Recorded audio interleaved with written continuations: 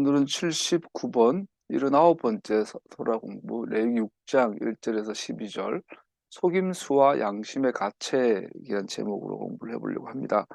우리가 지난주에 나눴지만 잠깐 언급했지만 우리가 가장 오해하는 게 레위기는 율법이고 옛날 책이고 딱딱한 제사에 대한 책이라고 하는데 지난주도 했지만 오늘 이번 주도 연결되어지는데 가장 과격하고 가장 리버럴하고 가장 근본적인 부분을 던지는 레위기를 대로 순종하면 오늘날 우리나라 한국 사회에서는 좌파 빨갱이가 되죠. 그 개혁 혁명 세력이 되고 반정부 세력으로 찍힐 수도 있고 그러한 믿음이요. 이것이 곧 믿음이다라고 말하고 있죠. 오늘 또 예수님께서 아까 읽었지만 네가 제사 지내기 전에 네 형제랑 잘못하고 죄 지은 게 있으면 네 형제하고 먼저 화해하고 와서 제사 지내라. 안 그러면 그 제사를 오늘 레레미야의 표현에 빌리면은 내가 언제 네 보고 제사 지내라 했냐? 내가 언제 네 보고 공금하라 했냐? 어, 말라기에 의하면 성전 문을 닫아버려라. 이사야에 의하면 역겹다. 구역질 난다. 이렇게 나오는 거죠. 그래서 레위기 6장 1절에 12절은 그 중에서 순서를 보면 1절에서 7절까지는 이웃에게 잘못한 이야기가 나오고 8절부터 13절까지가 번제에 대한 얘기가 나와요. 정확하게 예수님의 말씀이죠. 형제한테 도둑질 했으면 도둑질한 걸 배상하고 20%를 추가 배상을 하고 와서 번제를 드려라. 예수님 이 본문으로 설교하신 거죠. 어, 이거 그 레위기는 송곳입니다. 송곳. 주머니에 송곳을 넣어놓으면 안 삐죽 튀어나오지 않을 수가 없죠. 그래서 우리가 예수 믿으면 가정이나 또 직장이나 그 사회에서 송곳 역할을 안 할 수가 없어요. 불편한 존재가 돼요. 바른 말을 해야 되니까.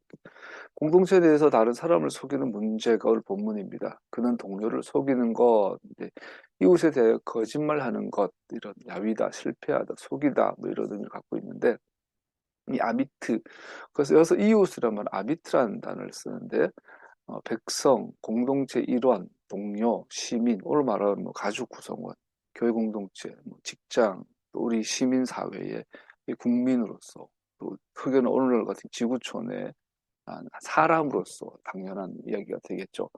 그 가운데 이제 거짓말을 하거나 사기를 쳤거나 다른 사람에 대해서 도둑질을 했거나 이런 이야기.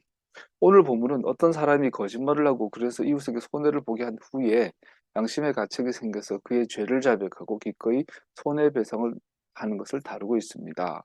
거짓말, 그리고 양심의 가책, 그리고 배상. 세 가지가 키워드가 되죠. 그런 정당한 손해배상으로 자신의 죄를 면할 수 있고 후에 속죄제사를 드림으로 하나님 앞에서 그 양심을 깨끗함을 받을 수 있습니다. 오늘 본문의 1장 보면요. 1장 2절 누구든지 나 주에게 성실하지 못하여 죄를 지으면 곧 이웃이 맡긴 물건이나 담보물을 속이거나 도둑질을 하거나 이웃의 것을 강제로 빼앗거나 쭉쭉 나가요. 즉 이웃에 대해서 거짓말하거나 사기치거나 강도짓하거나 이웃의 걸 훔치거나 길에서 뭐 물건을 주웠는데 모른 척하고 내 걸 만들다거나 이 모든 것을 가지고 성실하지 못한 죄라고 하고 있어요. 그래서 하나님께 죄를 지었다라고 하는 거죠.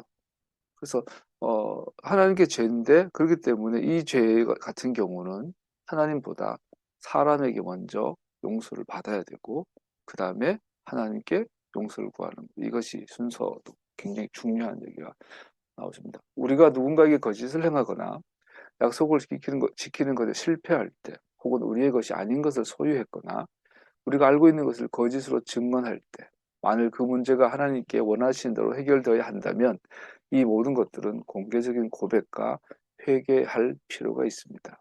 오늘 본문에서는 개인적인 것에 대한 사적인 회개는 충분하지 않다고 합니다. 이웃에게 잘못했으면 이미 사적이지 않죠. 그것은 어, 공개적인 뭐 사람에 노출하는 게 아니라 하나님 앞에까지 나아가야 한다라는 거죠. 왜냐하면 아마 그 사람은 하나님을 증인으로 맹세를 했기 때문에 하나님 앞에서 사람의 죄는 오직 속건제물, 아샴을 가져와 주님께 드릴 때에만 사함 받을 수 있습니다. 이러한 죄는 이웃을 대하여 또 하나님을 대하여 짓는 죄입니다. 오늘 본문은 그 사람이 하나님을 향하여 맹세, 어떤 맹세죠? 하나님의 뜻대로 살겠습니다. 오늘날 우리 표현하면 예수님 믿습니다. 예수님을 나의 구주로 이스라엘의 왕으로 영접한다라는 것은 그의 뜻대로 살겠다라는 맹세에 해당하죠. 그렇기 때문에 이것은 이웃을 향한 죄는 먼저 하나님을 향한 죄가 된다라고 볼 수 있죠. 하나님의 이름으로 거짓 맹세를 한 사람이 어떻게 용서받을 수 있습니까? 우리가 실수를 많이 하니까 용서받을 길도 있어야 되겠죠. 미시나는 본문에 허용된 용서는 오직 범죄자 자신이 나아가 그 자신의 의지로 그의 죄를 고백할 때에만 허락된다고 가르칩니다. 민수기 5장 5, 6절에 잘 나오는데 만약 그 사람의 죄를 지은 것이 증명되는 사실이 드러난 후에 자신이 먼저 나오지 않았다면 그들은 회개의 다른 문제들뿐 아니라 하나님의 징계에 직면하게 될 것입니다. 그러한 경우 토라는 속죄제사에 대해 침묵합니다. 이 번역을 이렇게 해서 이게 좀 어려운데 여러분 죄 지은 사람이 용서받기 위해서 가장 첫 번째 단계가 지난주에 좀 자백하는 거였잖아요. 자백하기 위해서는 죄가 인식이 돼야죠. 즉,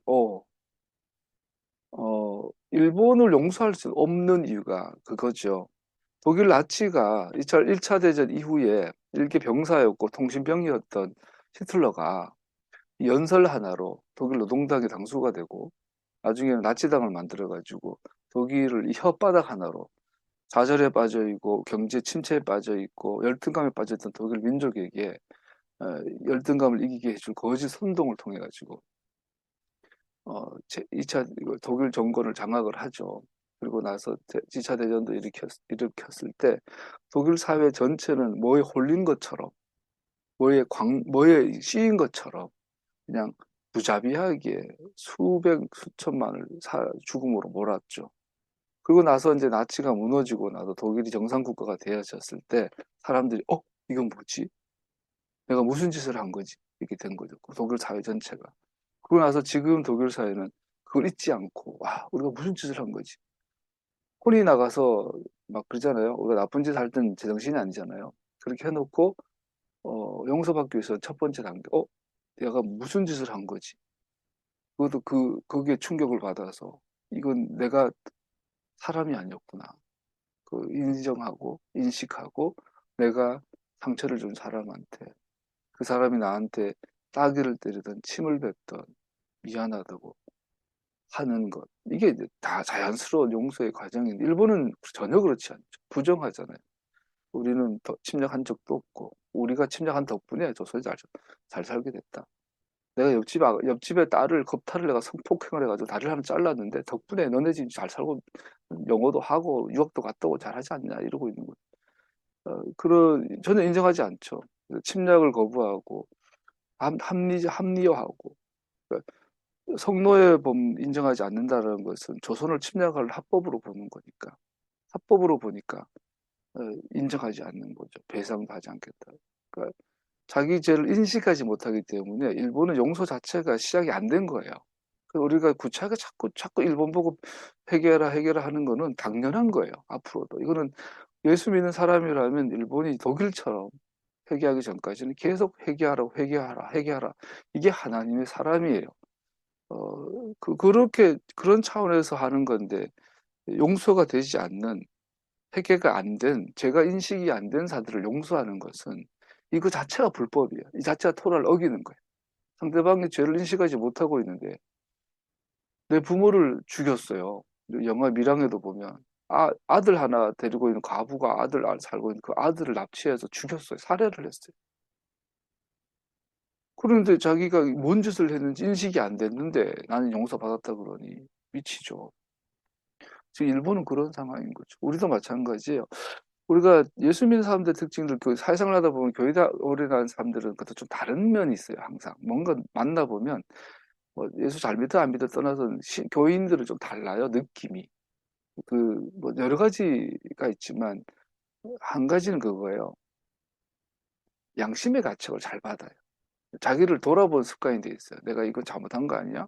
실수한 거 아니야? 말 한마디, 표정 하나도 특히 사회생활, 가족끼리는 긴장이 풀려서 실수 많이 하지만 최소한 사회생활 하면서는 이웃한테 내가 이런 말을 해서 저 사람 상처받는 거 아닐까? 내가 실수했나? 자기 반성이 일상화돼 있고 이 민감도는 사람마다 좀 다르지만 근데 이제 그 생존을 위해서 막 달려왔던 많은 사람들은 자기 반성이 습관이 안 된 걸 되게 많이 보죠. 실수를 하면 우린 창피하고 부끄러워하고 오래 가고 뒤끝이 남아 있는데 어떤 사람은 실수하고 잘못했는데 그냥 아무 일 없다는 듯이 지내는 사람들이 너무나 많더라고요. 한면으로 배울 내가 저거 배워야 되겠다. 너무 마음에 찔려하고 너무 마음에 담고 있으면은 우리가 힘드니까 대충 아이 나도 그냥 쳐 넘어갈 때가 필요할 그런 자세도 필요할 것 같긴 한데 예수 믿는 사람들은 그래도 해결하는 교육이 돼서 그런지 자기를 돌아보는 자기 반성이 습관된 것 같아요. 회개는 이웃뿐 아니라 하나님께로부터도 용서를 위한 길입니다. 회개하지 않는 죄인은 하나님의 자비를 기대할 수 없습니다. 왜냐하면 하나님께서는 교만한 자를 대적하시고 겸손한 자에게 은혜를 베푸십니다. 사실 회개의 부족은 불신앙을 나타냅니다. 하나님의 영이 함께하는 자는 결국 회개를 구합니다. 반역이 한가운데서 어느 누구도 최소한 자신의 죄로부터 돌이키는 것을 거절하는 모든 사람들은 하나님의 자비를 확신할 수 없습니다. 은혜를 요구할 수 없습니다. 즉, 내가 죄를 지었는데 이게 죄인 줄 인식을 못해요. 죄인 줄 몰라. 남들 다 하니까. 그러고 나서 하나님께 용서를 구한다? 안 된다라는 거죠. 그때 하나님의 은혜는 무효입니다. 그것은 주권적 주님의 선물이기 때문입니다. 끊임없이 자신의 죄를 숨기려는 사람과 그의 죄를 기꺼이 고백하고 그것을 시정하려고 하는 사람 사이의 차이점은 무엇일까요? 자기 반성이 있는 사람과 자기 반성이 없는 사람과 더 나아가 하나님의 눈으로 자기 반성을 하는 사람과 그 죄를 숨기려고 하는 사람 차이는 무엇일까요? 본문은 간단하게 말해줍니다. 죄를 짓고 양심에 걸려서 양심의 유무에 양심의 유무. 이 양심은 뭐 맹자가 말한 인간의 뭐 사성에 해당한 것 성격상 비슷한 것도 있지만 여기는 맹자가 말한 사성과 좀 다른 결이 다르죠. 하나님의 말씀으로서 양심에 있죠. 그러므로 양심의 가책을 받아 그 개인 자신 내면 무언가 일하고 있음을 보여주고 있습니다. 이것은 그 사람의 내면의 혼이 자신의 범죄를 인정하고 자신의 죄를 공개하는 겸손한 과정을 통해 상대방을 회복하게 합니다. 자, 순서가 나와요. 죄를 지었어요. 처음에는 죄인지 몰라요. 그런데 갑자기 양심이 움직여요. 내가 뭔가 실수한 것 같아. 돌아보니, 내가 정말 잘못했구나. 죄를 지었구나. 죄를 지었다고 스스로 내면에 그런 양심의 가책의 작용이 일어나요. 그 다음부터는 모른 척 할까? 아니면 조용하게 찾아가서 사적으로만 미안하다 그리고 배상하고 끝낼까? 아니면 이것을 공개하고 또 그 사람한테도 미안하고 하나님 앞에 나아가서 공개적으로 하나님 해결을 구할까? 이건 이 순서가 착착 있는 거죠. 이 중에 하나라도 빠지거나 다른 방법으로는 회개가 안 된다는 거. 그런 내면의 역사는 하나님의 영의 역사심의 결과이며 양심의 가책은 하나님의 영의 역사심의 결과이며 확신, 슬픔, 하나님의 자녀들이 하나님의 길을 수용하도록 강조하십니다. 우리의 모습을 대입하기 자꾸 예를 드는데 지난주 4.3이었잖아요. 4.3은 우리가 현대사를 지나가면서 한국 교회는 반드시 토라이 관점으로 짚어봐야 될 거거든요. 그것이 크게는 민족적으로, 작게는 지역적으로, 작게는 개인적으로도 적용이 다 된다고 봐요. 특히 오늘 레위기 본문과 연결해서 4.3에 4만, 공개적으로 3만, 길게는 5만, 6만 그 이상도 그 당시 인구가 27만에 30만, 26만 인구의 10% 이상, 크게는 20% 이상 살해를 당했는데 대부분은 청년들이 아니라 노인들, 여인들, 여자 그리고 어린아이가 다 죽었다고 그래요. 그 많은 경우는 등에 총을 맞아서 죽었고요. 반항하지 않았다는 거죠. 그 안에 빨갱이 소위 남노당 계열은 정말 극소수. 그리고 대부분은 민족주의, 대부분은 살아남기 위해서 반항하고 저항했던 사람들. 중산간에 거쳤던 사람들과 대부분 죽임을 당했고요. 북촌이라는 제주 함덕 그 위에 있는 마을은 남자가 없대요. 여자만 있대요. 한날 70몇 한 밤에 70명 몇 군가의 제사를 지금도 지내는 한날 다 죽었으니까. 그거를 주도했던 사람은 교인이에요. 서북 청년들 영락교회 서울 영락교회 청년이에요. 서울 영락교회 청년. 그걸 지지했던 건 한국 교회고요. 그 배우의 정치적 배우는 이승만 장로가 있었죠. 사선 사건만 단면으로 보면 이것은 정말 그 단 한 번 역사적으로 아직 회복이 안 됐어요. 유일하게 노무현 문재인 정부 때 들어와서 동계적으로 노무현 대통령이 최초로 국가의 이름으로 사과를 하고 해결을 했죠. 지금은 또 부정하잖아요. 근데 그 배후에 기독교가 있어요. 그러니까 이런 문제들 앞에서 우리가 어, 역사적인 해결가 안 되어 있는데 이승만의 기념관을 세우겠다 이런 것들을 보면 오늘 본문을 대입하면 어떻게 돼요? 용서 못 받는 거예요. 하나의 은혜가 소용이 없는 거예요.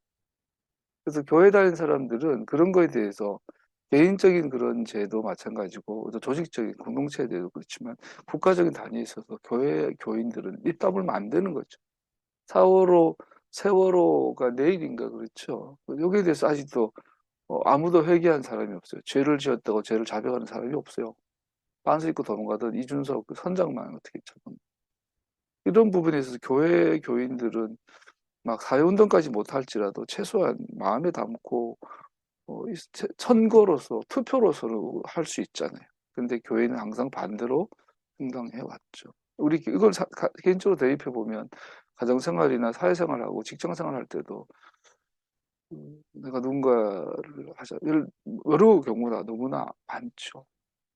이러한 내면의 고백과 해결은 어떻게 일어납니까? 양심의 가책이 안 일어나는 거죠. 양심의 가책이 없다는 얘기는 성령이 함께 하시지 않는다는 증거. 양심의 가책을 일으켜야 죄가 죄로 인식이 되고 회개까지 나아가고 뭐 되는데 그 시작이 양심의 가책인데 토라에 의하면 양심의 가책은 성령의 역사예요. 교회 다니고 방언을 하고 하는데 역사적인 그런 비극과 우리 주변에 살아간 내 삶의 어떤 불법과 특히 내가 불법을 행함으로 누군가에게 피를 흘리게 했다거나 손해를 끼쳤다거나 했을 때 거기에 대해서 양심의 가책이 없다면 그건 성령님이 안 계신 거예요. 예수 안 믿는 거예요. 그렇기 때문에 양심의 가책이란 하나님께서 주권적으로 자비롭게 영혼을 향하여 회개하라고 선언하시거나 혹은 다른 한면으로 그 마음이 굳어지도록 허락하신다는 거예요. 이 부분을 우리가 다 설명할 수는 없는데 어떤 사람은 양심의 가책이 생겨요. 어떤 사람은 양심의 가책이 안 생겨요. 그거 하나님이 하신다는 거예요. 오직 하나님의 은혜만이 죄가 만들어 놓은 풀 수 없는 쓰라린 완고한 담을 깨뜨릴 수 있습니다. 그런데 성경은 하나님을 찾는 자가 없고 모두 돌아섰고 의로운 사람 없나니 한 사람도 없다. 즉 성경은 말해요. 모든 사람은 양심의 가책이 없다. 양심이 굳었다. 심장이 돌이 됐다. 그렇기 때문에 사람이 양심의 가책이 든다라는 것은 그것은 하나님의 은혜다라고 합니다. 그래서 양심의 가책이 들지 않는다라는 것은 뭐죠? 하나님의 마음을 굳게 했다라는 게 아니라 하나님의 은혜가 없다라는 뜻이죠. 바로는 목이 고다. 하나님께서 바울의 마음을 강팍하게 하셨다는 거. 사실은 강팍하게 한 게 아니고 바로는 처음부터 태어나서 죽을 때까지 강팍한 상태예요. 하나님께서 양심의 가책이 은혜를 주시지 않은 것이죠. 그거를 강팍하게 했다라고 표현하는. 오늘날 우리 주변에 일본을 보면 일본의 극우, 뭐 좋게 말해 일본의 극우, 일본의 어 일본의 그 뭐 극우들 제국주의자들을 말하지만 사실 일본 사회죠. 그 미국의 어떤 사령관이 그랬잖아요. 어, 죄가 없는 민간인은 없다. 전쟁 중에. 그래서 일본 사회 전체가 어쩌면 하나님 앞에 저주받은 민족이긴 해요. 왜죠? 양심의 가책을 받지를 않아. 강팍한 그대로 내어버려 두는 거죠. 그래서 강팍한 상태로 인간은 태어나서 살다가 죽는데 강팍한 상태로 살다 죽도록 내어버려 두시는 것을 성경은 강팍하게 하다라고 합니다. 그 반대로 마음의 양심을 가책을 받다라는 것은 하나님께서 겸손하게 하셨다. 깨닫게 하셨다. 양심의 가책을 알게 하셨다. 은혜다라고 하는 거예요. 만일 죄인이 그 죄에서 돌아와서 용서를 구한다면 하나님과 사람, 그 시작은 하나님으로부터 오는 것입니다. 반대로 예수 믿는데 양심의 가책이 안 받는다거나 양심의 가책이 둔하다면 그것은 바로 같은 저주를 받은 거죠. 강팍하게 하사. 오늘 샤바 부문의 죄들은 얼마나 정확하게 분류되어 있습니까? 첫 번째 가장 핵심되는 죄는 속임수입니다. 오늘 6장 1절에서 나오는 이 죄들 뭐 잃어버린 것을 죽고도 감추거나 거짓 증언하거나 죄를 짓고 유죄 판결을 받거나 강도질 강제로 남의 뭘 빼앗거나 잃어버린 물건을 가지고 있는다거나 거짓 증언한다거나 이 모든 것들을 한마디로 말하면 속임수라고 할 수 있죠. 속임수. 마귀, 속이는 자. 이웃을 기만하여 다름으로 주께 죄를 범한 것이라고 하죠. 거짓말하는 것과 거짓 맹세하는 것으로도 나누어집니다. 이 상황에서 속이는 것은 판사가 공동체가 정의를 위해서 대답을 요구했을 때 진실을 숨기는 것이든 사람을 속이는 거짓말을 한 것 중 하나입니다. 유영복인가가 이재명 대표에 대해서 자꾸 거짓말하고 있는 게 보이는데도 계속 언론을 받아주고 있고, 우리 개인적으로도 자기 양심의 소리에서 길 가다가 5천원을 주셨는데 차라리 낼큼 해먹고 나서 나는 그것도 도둑이라고 하죠, 성경에서. 근데 냉큼 내 거 먹었는데 아닌 것처럼 하고 있으면 위선까지 죄를 짓게 되는 거예요. 속이는 것은 누군가의 말이 정의를 가져올 수 있는데 침묵하는 문제일 수도 있고, 혹은 이웃이 계속해서 물질적 손해를 입도록 거짓말하는 문제일 수도 있습니다. 세월호 몇 주년이라고 하기도 그렇고, 세월호가 4월 16일 내일인가 이번 주죠. 문재인 정부 때 왜 그랬는지 몰라요. 뭘 한다고 해놓고 뭘 했는지 했다고 했는데 지금도 뭐 최선 다했다고 하는데 도대체 뭘 했는지, 검찰 개혁에서 뭘 했는지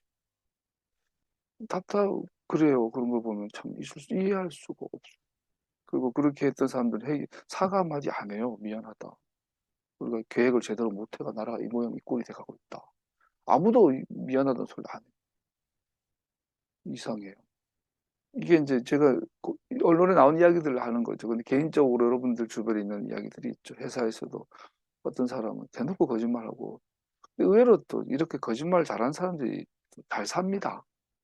사회에서 대부분 우리나라 같은 경우도 그렇죠. 그 전영 교수님이 지난주 뉴스에서 그러대요. 기득권이라는 것은 신조어라네요. 1950년, 60년대에 나온 신조어래요. 신조어. 해방 이후에. 6.25 이후에 나온 신조어, 6.25 전에 나온 신조어래요. 즉, 기득권층이라는 단어는 원래는 친일파 민족 반역자들, 특히 친일파 민족 반역자들을 일컫는 말이, 이게 이제 공개적으로 쓰기 다 대통령부터 뭐 다 친일파니까 겁이 나니까 언론에서 바꿔서 부른 표현이 기득권층이었대요. 기득권층. 그 기득권층이 우리나라의 철학, 역사, 문학, 정치, 사회, 경제를 장악을 해가 지금 우리나라의 근간이 됐잖아요. 예. 그러다 보니 오늘날에는 이게 구조화, 대한민국 사회의 기득권층의 가장 요직의 구조화돼 버렸으니, 이제는 뭐 지난주에 어떤 초등학교 선생님이 항의를 받았다 그래요. 아이들한테 유한순에 대해서 뭐 우리 백번 김구 선생님에 대해서 있는 그대로 설명을 해줬더니 학부형이 전화가 찾아왔대요. 왜 일본을 미워하는, 일본을 적대시하는 역사관을 아이들한테 주입하냐. 옛날에는 그런 말 하면 돌 맞았거든요. 근데 이제는 저런 대통령이 나오고 나니까 그런 애들이 막 스스로 이제 겁대가리 없이 막 나오는 거죠. 그만큼 우리나라 사회는 기득권층에 의해 구조화돼서 불의가 구조화되고 불법이 구조화됐고, 그들 전면에 선두그룹에 대한 한국 기독교가 있는 것이죠. 어떻게 할지 모르겠네요. 어떻게 해야 될지 모르겠어요. 이 사실은 회개는 사람이 만들 수 있는 것이 아니고 하나님의 선물인 것을 강조하고 있습니다. 이것이 무서운 거예요. 한국 사회가, 한국 교회가 이렇게 가면 회개가 일어나고 장심의 가치가 일어나야 되는데, 목사들이 양심의 가치를 못 느껴요. 힘 있는 목사님들조차. 대형교회가 돈을 밝히고 세습을 하는데 양심의 가책이 안 들어. 유명한 목사님들이 TV 나와가지고 강의료를 많이 받아가면서 이런 사회와 구조화된 이 악에 대해서, 불의에 대해서 입 다물고 있어. 양심의 가책이 안 들어. 이게 우리의 모습이거든요. 오늘날 목사님들이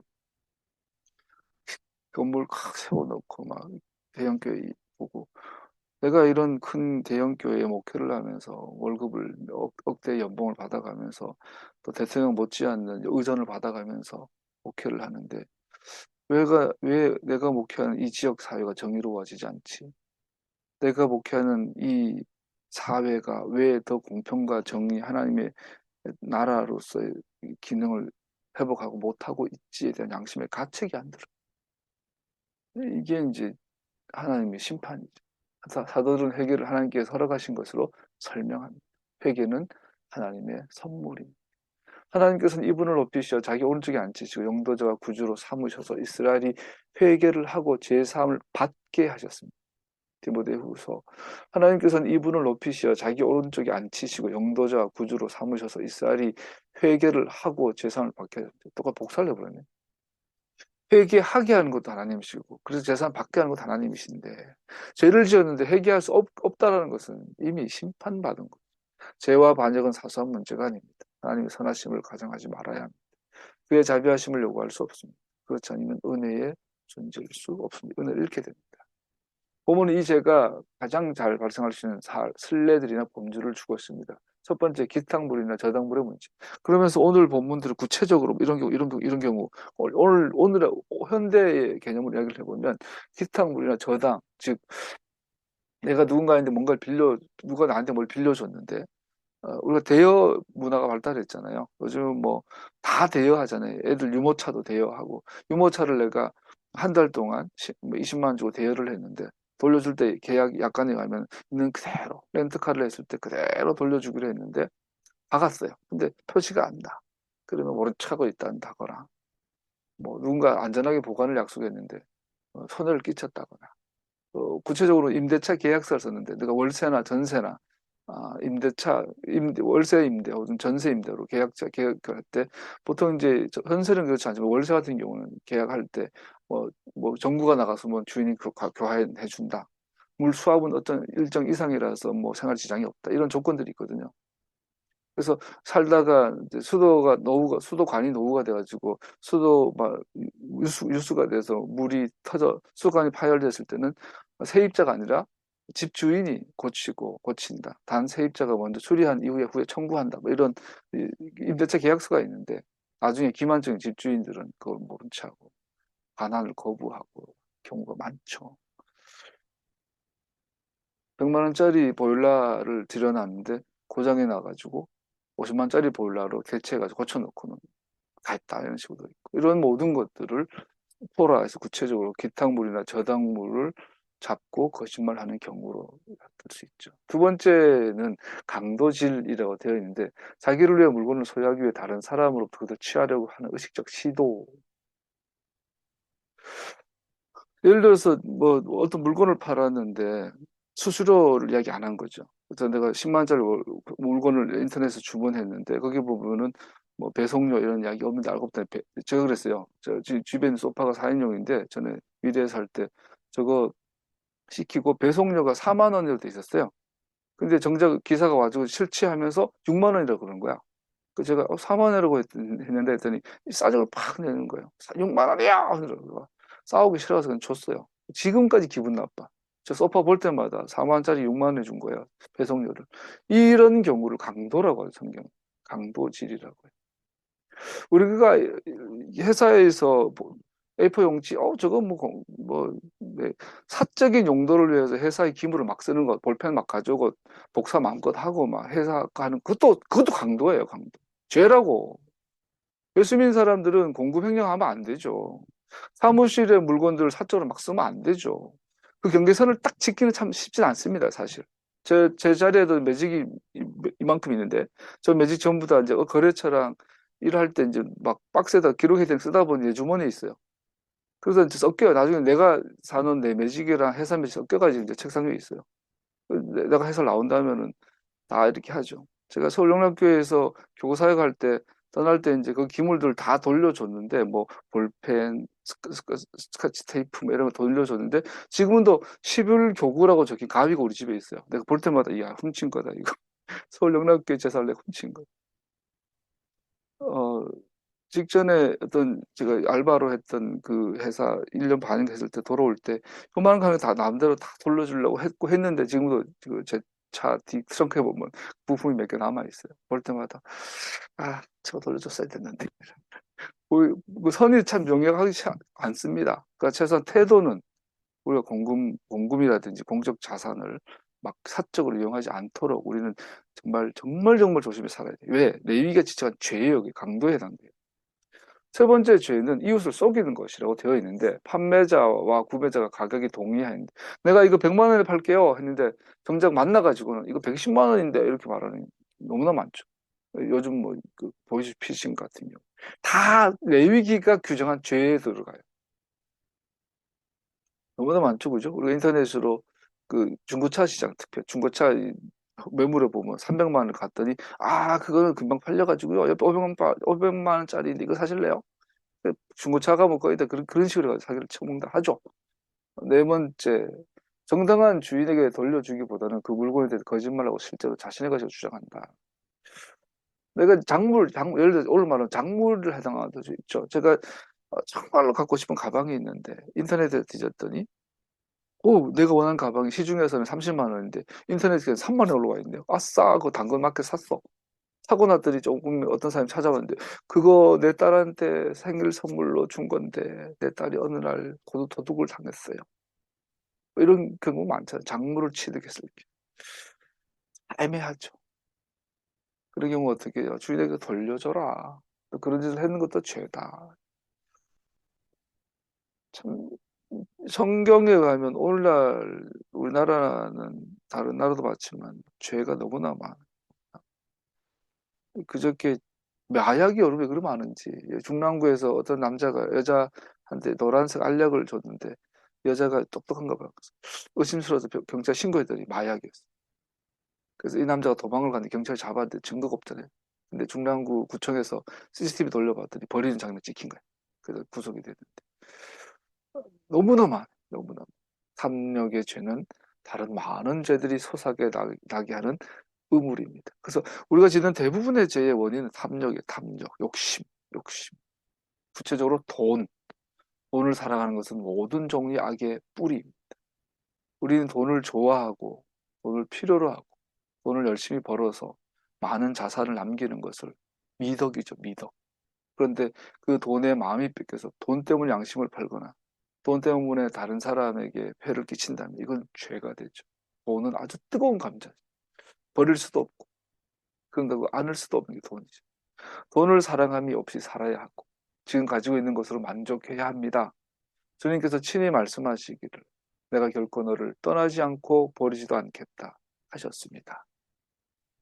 이 인용문의 요지는 하나님 임재하심은 그의 계약의 신실하심을 확증하는 것이며 만약 하나님께서 당신의 계약의 말씀에 신실하시다면 그 계약 안에 있는 자들도 마찬가지로 그의 보호하심과 축복하심을 확신하게 된다는 겁니다. 너무 돈과 이익을 쫓지 말아라. 하나님께서 결국 네 인생 책임져 주신다. 참 어려운 거지만 믿기로 하죠. 오늘 보면은 죄인의 자리에서 순결한 자리로 이동하기 위해 필요한 행동들. 그러면 지금까지는 레위기에서 하나님께 예배드리기 전에 죄에 대해서 설명을 했다면 이제부터는 그 죄인의 자리에서 예배의 자리, 의인의 자리로 어떻게 이동하는가에 대해서 나오죠. 이 과정은 사기당한 자에게 반환하는 것을 포함하며 하나님 앞에 나아가기 위해서 내가 누군가를 사기를 쳤다면 그 사람한테 정당하게 반환하고 배상하는 것을 포함하며 하나님을 향하여 회개하는 행동으로서 속죄 제물을 바친다. 그가 어떤 비난받을 일을 한 것에도 용서받게 될 것이다. 그런 경우에. 그래서 가룟 유다를 보면 안타깝죠. 베드로보다 더 위대했어요. 사실 가룟 유다는. 베드로는 일종의 오늘로 말하면 무지성에 가까울 수도 있죠. 믿습니다. 내가 주를 위하여 다른 사람 다 버렸다 끝까지 나는만은 주님 안 버리겠습니다. 그리고 몇 시간 뒤에 예수님 바로 보고 침뱉고 저주하고 나는 저를 모른다. 이렇게. 그런데 가룟 유다는 아니죠. 정말 하나님의 나라의 왕이 누군지 보다가 저분은 아니야. 그러다가 나중에 저분 맞아. 그러면 죄를 인식하고 하나님께 회개하고 용서를 구하고 예수님한테 가가지고 어떻게 돼요? 예수님 죄송합니다. 선생님 제가 속았습니다. 용서해 주십시오. 그러고 나서 하나님 앞에 용서를 구했으면 자살 안 하고도 가룟 유다는 분명 용서받았을 거예요. 또 베드로보다 훨씬 낫잖아. 근데 베드로는 달랐죠. 회개했죠. 미안합니다. 찔찔 짜고. 정말로 우리가 이런 두 개의 과정, 사람 앞에 하나님 앞에의 이 과정을 겪었다면 어떤 죄라도 용서받게 될 것이다 말하고 있는 거예요. 이게 쉬운 과정이 아니죠. 아까 영화 밀양에서 혼자 사는 여인의 아들을 살해한 그 사람이 그 아들을 잃어버린 어머니에게 용서받는다는 것은 불가능에 가깝죠. 죽을 때까지 영하니까 용서해 줄게 하지 실제로는 용서 못 받죠. 죽을 때까지 죄송합니다. 죄송합니다. 그러다 죽어야 되는 거죠. 그렇게 했을 때 하나님께서 용서 주신다는 거예요. 일본이 우리한테 용서받으려면 우리가 야 그만해. 진짜 괜찮아. 할 때까지 빌어야 되는 거죠. 그래야 일본을 하나님 용서하시죠. 그게 안 되는데 일본 보고 우리 보고 그만 사과 요구해라 말하는 것은 이것은 하나님 말씀을 정녕 거역하는 거지. 신디 제이콥스 같은 가짜 사기꾼들이 하는 예언자들이 하는 거죠. 비록 처음에는 그 요구 사항들이 그렇게 변변찮게 보이지만 내가 거짓말한 것을 인정하는 것. 우리가 뭘 해야 돼? 첫 번째 거짓말했다는 걸 인정하고 훔친 것을 인정하고 탐욕에 굴복한 것을 인정하는 것. 이웃의 용서를 구하는 것. 희생제사로 공동체에 공개적으로 고백하는 것. 그래서 그것이 어려울지라도 그 결과는 노력할 만한 가치가 있습니다. 용서받는 것, 그 결과는 회복되는 것, 깨끗한 양심을 받는 것, 전체로 다시 온전케 되는 것. 정강훈 목사는 거의 회개가 불가능한 지경까지 가고 있는 것 같아요, 보니까. 윤석열이나 김건희를 보면 얘는 처음부터 끝까지 가면 쓰고 산 것 같아. 요즘 사진을 보면은 어디 그 프레데터야. 이 머리카락 위에 새로운 그 머리카락 붙인 것 같아. 여자의 머리카락이 이만해. 뭐라 꿈동상도 아니고. 뭔가 기만과 자기 스스로 속여 살아왔기 때문에 이 정도가 되면 좀 양심의 가책이 있을까? 회개가 불가하지 않겠나? 사람이 그 무서운 존재예요, 그렇게. 그래도 회개했으면 좋겠는데. 죄인이 회복되는 순서는 교훈적입니다. 먼저 크게 두 번, 속은 자에게 배상을 해야 합니다. 먼저 죄를 인정해야 되겠죠. 그러니까 배상하게 되겠죠. 두 번째, 하나님께 회복하기 위해 자신의 속죄 제물을 드릴 수 있도록 허락되었습니다. 먼저 사람에게 배상하고 용서를 받아야 돼요. 그 다음에 하나님께 속죄의 제사를 드리는 거예요.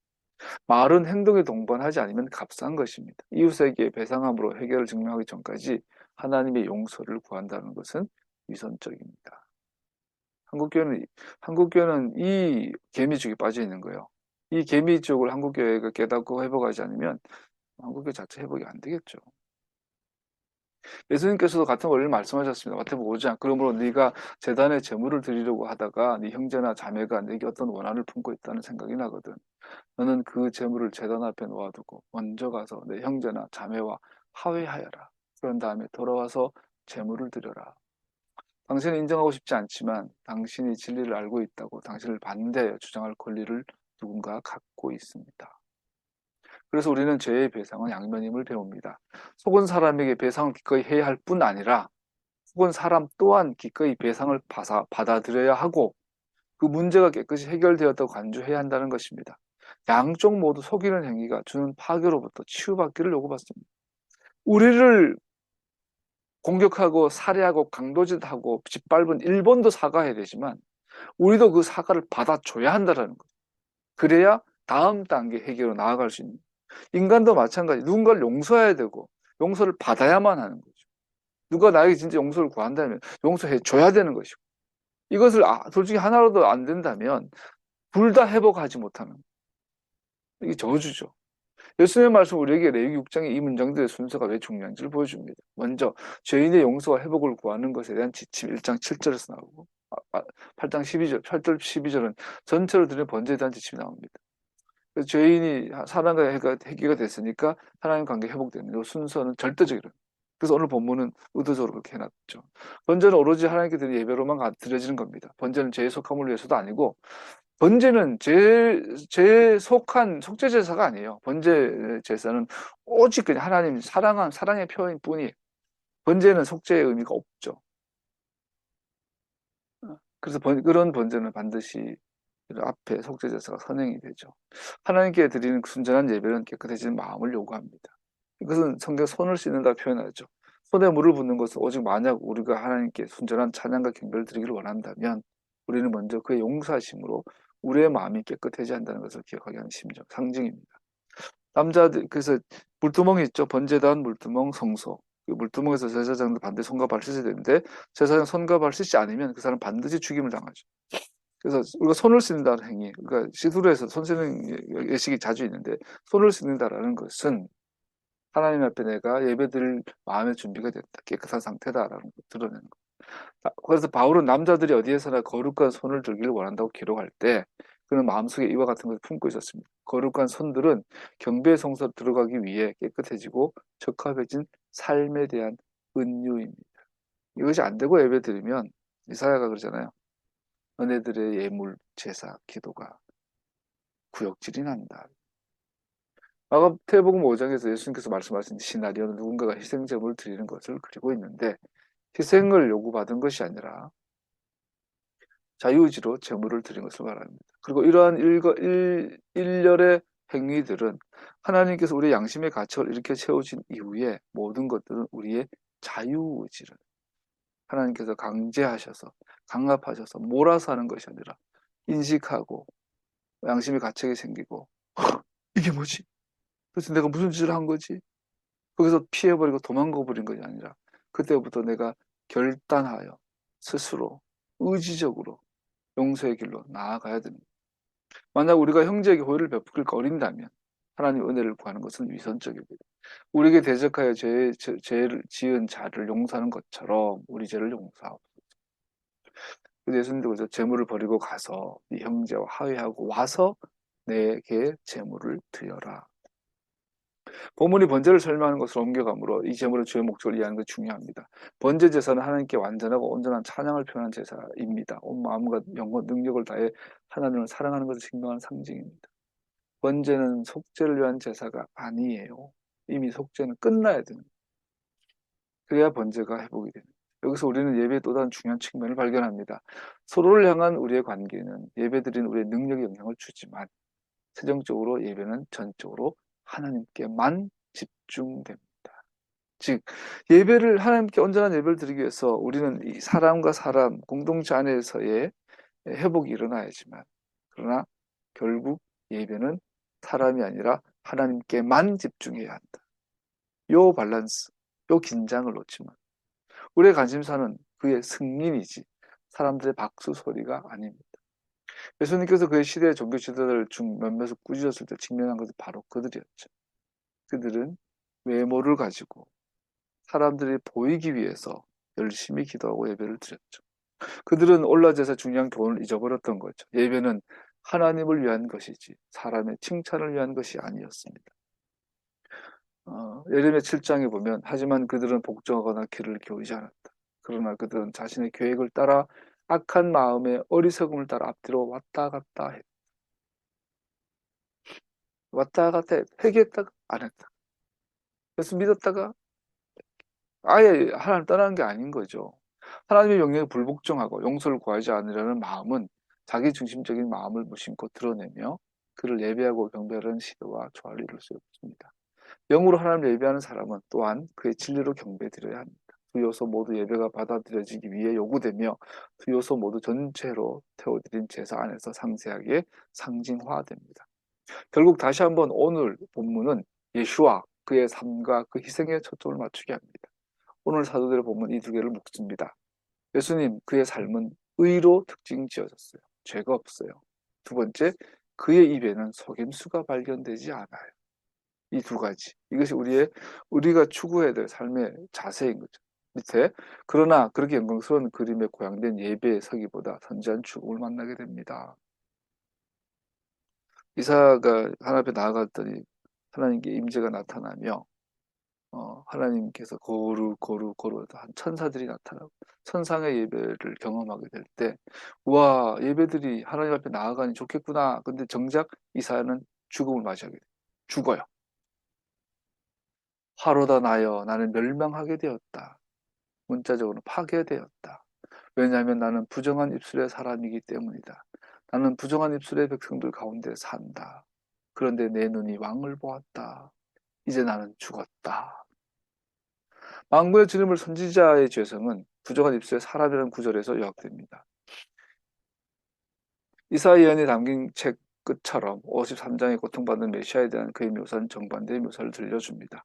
이사야 53장, 그는 폭력을 휘두르지도 않았고 거짓말도 하지 않았지만 사람들은 그에게 악한 사람과 함께 묻힐 무덤을 주었고 죽어서 부자와 함께 들어가게 하셨다.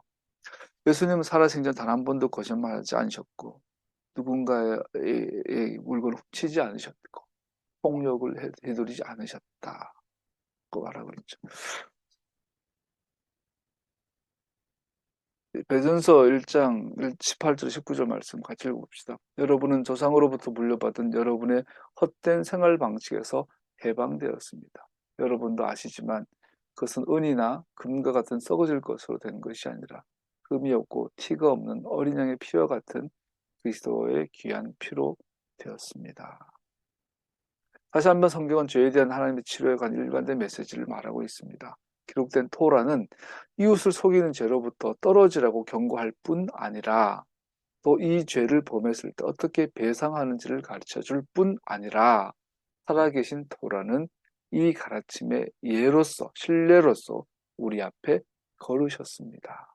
다른 사람을 그가 대하실 때 예수님께서 그는 진실되고 정직하셨습니다. 이는 자기 유익도 아니고 탐욕도 아니고 오히려 당신의 아버지를 섬기는 순수한 마음에 의한 것이었습니다. 자, 다른 사람들을 향하여 진실되고 정직하게 대하였다. 이거를 한번 기억하시고 우리가 생각하는 죄를 돌아보시면 다 여기 위배가 되는 거예요. 돈, 성적인 죄도 마찬가지예요. 하나님께서 남자가 여성을 대할 때 여자가 남자를 대할 때 성의 대상으로 본 것이 아니라 보러 한 거, 지은 게 아니라 정직하게, 진실되게 대하라고 되어 있거든요. 근데 성범죄는 남자가 여자를 성의 대상으로만 보는 거죠. 물건으로 보는 거예요. 욕망의 해소 대상으로 보는 거예요. 그런 것이 진실되고 정직하게 대하지 못한 죄가 돼요. 오늘 토라를 어긴 죄가 돼요. 마찬가지로 내가 누굴 봤을 때 저 사람 통해서 내가 돈을 더 벌 수 있다. 저 사람을 통해서 내가 저 사람과 거래를 해가 내가 저 사람 이용해가지고 내가 돈을 더 벌고 더 부자가 될 수 있어. 이것도 그 사람을 진실하게 대하지 못한 거죠. 다른 모든 여기 우리의 세상 돌아가요. 우리 BTS가 팬들 사랑합니다 뭐 이러잖아. 이유가 사랑합니다 뭐 그러잖아요. 근데 물론 정말로 좋아하고 고마운 마음도 있지만 그 속에 이 팬들이 있으니까 지들이 먹고 사는 거잖아. 이게 우리나라 세상은 그렇게 얽혀 있는 거예요. 서울 스타라든지 아이돌이라든지 교수도 마찬가지죠. 내가 교수님을 존경합니다. 뭔가 내가 보상을 받고 있다는 거예요. 그 교수님한테.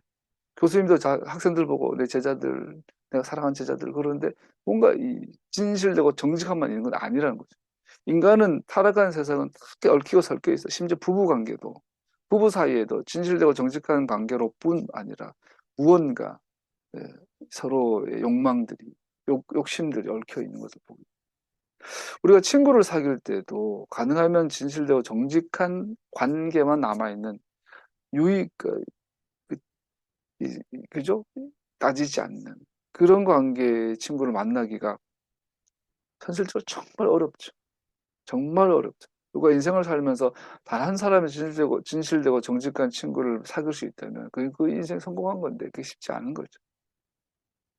모든 여러 조건들이 이제 되었었을 때잖아요. 예수님은 모든 사람을 대하실 때 평생 동안 모든 사람을 일일이 진실되고 정직하게 대하셨다. 예수님만 하실 수 있는 일이. 그럼 우리는 그렇게 되도록 추구하고 기도하고 그런 자세를 갖고 살아야 돼요. 참 어렵습니다. 저도 짧은 직장 생활이죠. 제 나이에 비해서. 최근에 정식으로 직장 생활을 하면서 가장 겪는 부분 이 부분이에요. 그래서 최근에 우리 사무실이 너무 힘들어요. 분위기가. 뒤에서 다름 서로 수군거리는 분위기가 됐어요. 너무 괴로워요. 어느 순간 그렇게 돼버렸어요. 그래서 회의 시간에는 아무 말 안 해요. 공식적으로 공개적으로 하는 자리에서는 서로 피해요. 보니까. 그리고는 뒤에서 커피 마실 때, 술 마실 때, 밥 먹을 때, 이건 있고 저건 저렇고, 그런 분위기라도 제가 너무 괴로워요. 출근하는 게 괴로워. 이러지 않았는데, 이게 몇 달 사이에 바뀌어버렸어요. 그거 앞으로, 여러분, 이게 되는 거죠. 사회생활 하면서 그런 경우가 너무너무 많은 것 같아요.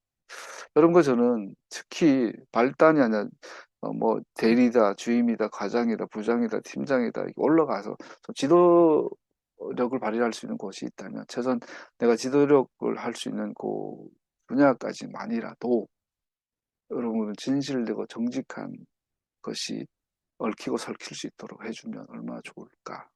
근데 사람의 마음이 고장이 나가지고 이게 안 되죠. 우리 모두가 우리의 메시아가 보여준 완벽한 복종에는 미치지 못하지만 그럼에도 불구하고 그와 같이 되는 것이 우리의 목표입니다. 이것은 그의 삶에서 예시되는 의의 높은 흔적을 추구하는 것을 의미합니다. 정치 집단들이 가장 위선적인 것 같고 경제 집단, 언론 집단, 욕망들이 부딪힌 이 세상은 참 지옥인 것 같아요. 하나님 나라에 가야 욕망이 아닌 진실과 정직으로 얽히고 설킨 그 사회가 세워지지 않을까. 최소한 우리만이라도 예수와 메시아처럼 그분처럼 살도록 어, 목표를 갖고 살아야 되지 않을까. 이것이 레위기가 우리에게 주는 교훈입니다. 레위기는 어떤 사회 혁명 서적보다 개혁적이고 진취적이고 근원적이고 라디칼한 책입니다. 레위기는 정말로 편안하게 읽을 수 있는 책이 아닙니다. 하나님의 나라 백성으로서 그렇게 살기를 축복합니다. 기도하겠습니다.